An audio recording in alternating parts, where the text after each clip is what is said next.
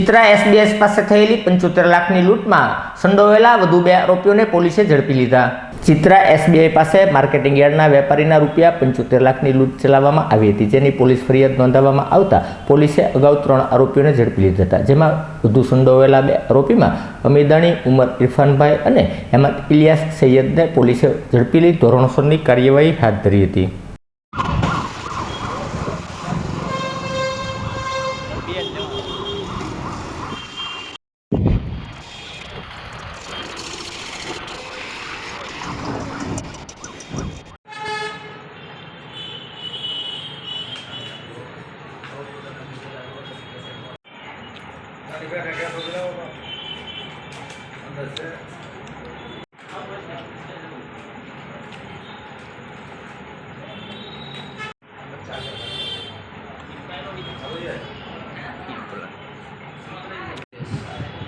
आधार card काय होतं बोल कोण बोल भाई ठीक आहे।